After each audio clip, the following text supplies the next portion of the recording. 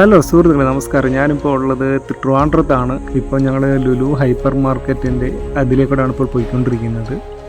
അപ്പോൾ ഞങ്ങളുടെ ഉമ്മായ ദുബായിലേക്ക് പോവുകയാണ്. അപ്പോൾ അതിനുവേണ്ടി വന്നതാണ്. ഇപ്പോൾ നിങ്ങൾ കണ്ടുകൊണ്ടിരിക്കുന്ന ലുലു ഹൈപ്പർ മാർക്കറ്റാണ്.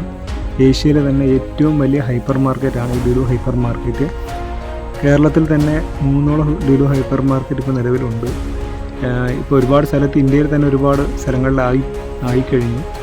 പിന്നെ ഞങ്ങളിപ്പോൾ ലുലു ഹൈപ്പർ മാർക്കറ്റ് കഴിഞ്ഞിട്ട് ഇനിയിപ്പോൾ ഞങ്ങൾ ഒരു യാത്രയിലാണ്. അപ്പോൾ ഇന്ന് വൈകിട്ട് 7:30 ഉമ്മയുടെ അബുദാബി ഫ്ലൈറ്റ്. എയർ അറേബ്യയിലാണ് പോകുന്നത്. അപ്പോൾ ഞങ്ങൾ യാത്ര തുടർന്നുകൊണ്ടിരിക്കുകയാണ്. ഇനിയിപ്പോൾ എന്തോരം ഒരുപാട് ടൈം ഉണ്ടായതിൻ്റെ പേരിൽ ഞങ്ങളിപ്പം കുറച്ച് സ്ഥലങ്ങളിലേക്കൊക്കെ ഒന്ന് പോയി അതൊക്കെ ഒന്ന് കണ്ടതിന് ശേഷം ഇപ്പോൾ ശംഖുവം ബീച്ച് അവിടേക്ക് ഒന്ന് പോയതിന് ശേഷം നമുക്ക് പോകാമെന്നാണ് ഇപ്പോൾ നമ്മൾ ഉദ്ദേശിച്ചിട്ടുള്ളത്. ഇപ്പോൾ ഏകദേശം ഒരു 3-3:30 മണിയായിട്ടുണ്ട്. ഇതിപ്പോൾ നമ്മൾ ഏകദേശം ഇവിടെ എത്തിക്കഴിഞ്ഞു. ഏകദേശം നമ്മൾ ട്രിവാൻഡ്രം ശംഖുമുഖം ബീച്ചിനോട് അടുപ്പിക്കാറായി. ഏകദേശം ഇതൊക്കെയെന്ന് പറഞ്ഞാൽ അവിടുത്തെ കുറേ ആർട്ട് വർക്ക്. നേരത്തെ ഇവിടെയൊക്കെ കുറേ കാടും വനമൊക്കെ ആയിരുന്നു. ഇപ്പോൾ ഒരു നാഷണൽ ഹൈവേ വന്നതിന് ശേഷമാണ് ഇവിടെ ഒരുപാട് മാറ്റങ്ങൾ വന്നു, ഒരുപാട് ബിൽഡിങ്സ് വന്നു. ഇത് ഏകദേശം നമ്മൾ കിഴക്കേക്കോട്ടയിലേക്ക് എത്തിക്കഴിഞ്ഞു. ഇപ്പോൾ ഇവിടുന്ന് ഇപ്പോൾ നമ്മൾ നേരെ പോകുന്നത് ശംഖുമുഖം ബീച്ചിലേക്കാണ്. അപ്പോൾ നമ്മൾ ശംഖുമുഖം ബീച്ചിൽ ഏകദേശം എത്തിക്കഴിഞ്ഞു. ശംഖുമുഖത്തിൻ്റെ ഒരു പ്രത്യേകത എന്ന് പറഞ്ഞാൽ അവിടെ ഒരു പാർക്കുണ്ട്. ഈ പാർക്കിൻ്റെ ബാക്ക് സൈഡിൽ എയർപോർട്ടും, പാർക്ക് കഴിഞ്ഞ് അതിൻ്റെ തൊട്ട് റൈറ്റ് സൈഡിൽ പിന്നെ ഇതാണ് സമുദ്രമാണ്, കടലാണ്. അപ്പോൾ ഇപ്പോൾ ഞാൻ അതിൻ്റെ അവിടുത്തെ കുറച്ച് കാഴ്ചകൾ കാണിക്കും. ഇതിവിടെ നമ്മുടെ ഇവിടെ പാർക്കിനകത്തൊരു പഴയൊരു ഹെലികോപ്റ്റർ, പഴയൊരു വ്യോമസേനയുടെ ഹെലികോപ്റ്റർ അവിടെ സ്ഥാപിച്ചിട്ടുണ്ട്. അത് അവർക്ക് ജനങ്ങൾക്ക് വന്ന് ഫോട്ടോസ് എടുക്കാനും ഇതിനു വേണ്ടിയാണ്. എല്ലാവർക്കും ഇവിടെ വന്നാൽ ഇത് നേരിട്ട് കാണാവുന്നതാണ്.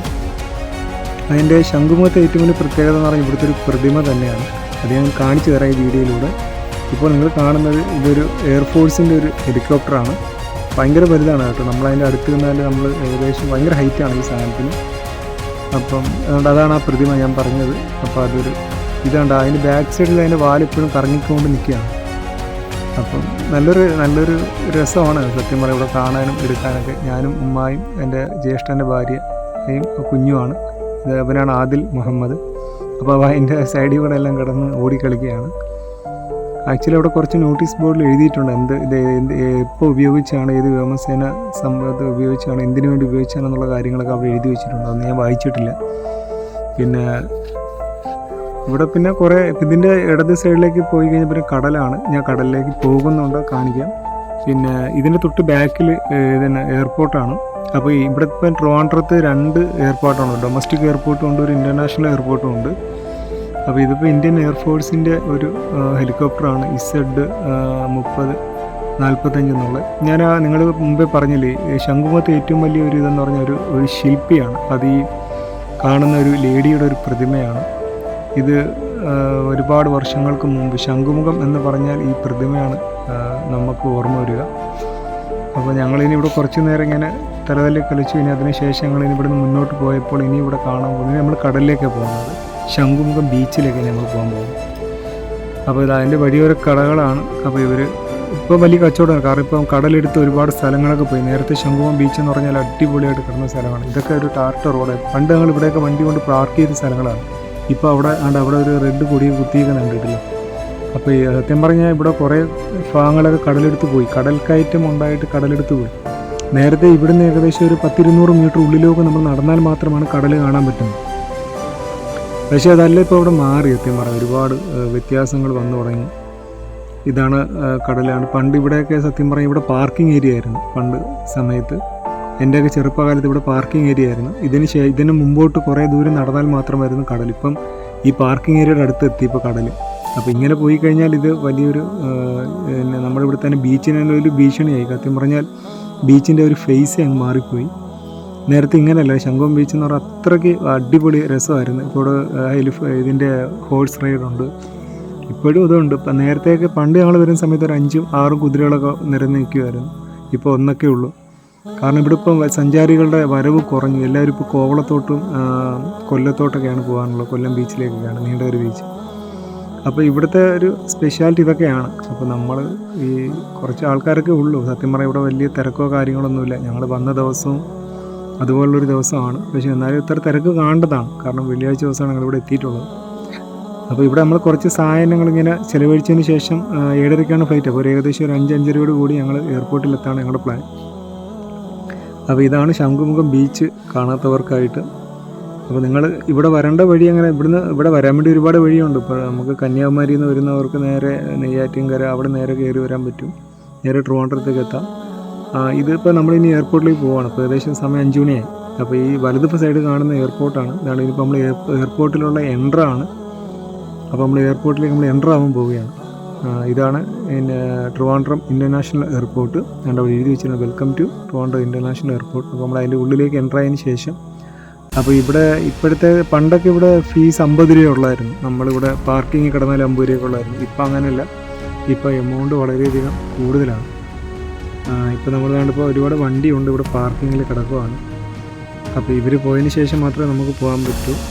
അപ്പോൾ അവർ അവിടെ നിന്നൊരു സ്ലിപ്പ് തരും. ആ സ്ലിപ്പ് മേടിച്ചുകൊണ്ടാണ് നമ്മൾ പോകേണ്ടത്. 15 മിനിറ്റിൽ കൂടിക്കഴിഞ്ഞാൽ പിന്നെ 300 രൂപയാണ് ഇവിടെ നമ്മുടെ ചാർജ് എന്ന് പറയുന്നത്. ഇല്ലെങ്കിൽ 150 രൂപ. നമ്മൾ 15 മിനിറ്റിനകത്ത് കടന്നാൽ 150 രൂപ കൊടുത്തിട്ട് ഇറങ്ങിപ്പോകണമെന്നാണ്. അപ്പോൾ അങ്ങനെയുള്ള ഇതാണ്. ഇപ്പോൾ മാക്സിമം നമ്മൾ സ്പീഡെടുത്ത് നമ്മൾ കയറി. ഏകദേശം ഇനി അവിടെ നമുക്ക് അധികം സമയമില്ല. കുറച്ച് സമയത്തിനുള്ളിൽ നമുക്ക് അവിടെ അവിടെ ഇറക്കി ലഗേജെല്ലാം വെച്ചതിന് ശേഷം പോകാനുള്ളൊരു പ്ലാനാണ് നമ്മൾ ഇപ്പം ഇതായിട്ടുള്ളത്.